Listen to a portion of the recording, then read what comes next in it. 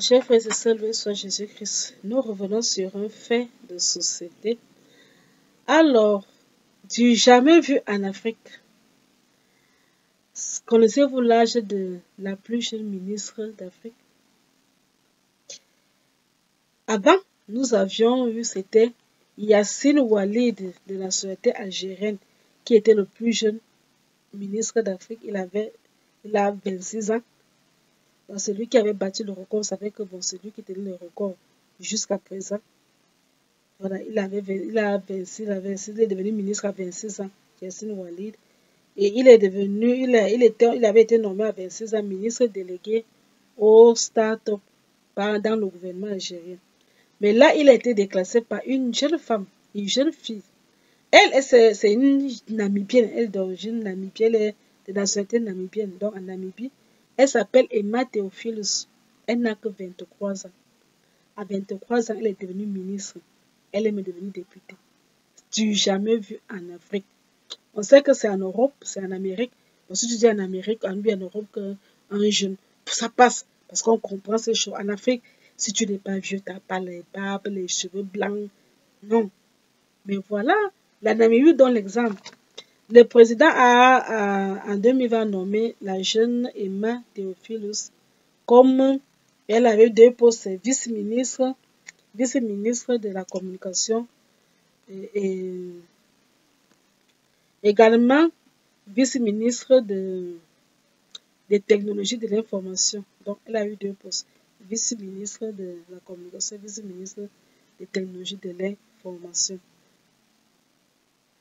Emma Theophilus, c'est une fille très intelligente. Elle est titulaire d'un bachelor en droit obtenu à l'Université de Namibie avec distinction. Et ce qui a aussi fait qu'on la remarque très tôt, parce qu'elle a obtenu à un jeune âge.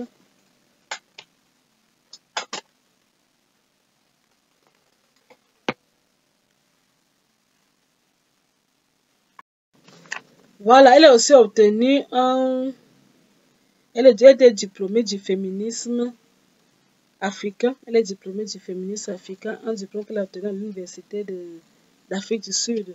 Voilà, elle a obtenu ça en Afrique du Sud. Et plus tard, le président, parce qu'en Namibie, il faut savoir que le président a le droit de nommer 8 députés dans l'Assemblée nationale. Ça, c'est pour la Namibie. Le président namibien a le droit de nommer 8 députés. Et justement, le président dont Namibie a choisi de nommer, parmi les 8 députés qu'il peut nommer, il a nommé encore Emma Theophilus comme députée. Donc, elle devient non seulement la plus jeune ministre en Afrique, dans tout le continent africain, mais aussi la plus jeune députée. Elle a donc déclassé Yassine Oualid, elle qui a 26 ans, elle a 23 ans, donc c'est elle qui prend le record. Donc vraiment des exemples, ils viennent d'ailleurs pour nous dire que aux hommes bien nés, la valeur n'attend pas le nombre d'années, on doit se donner la chance aux jeunes.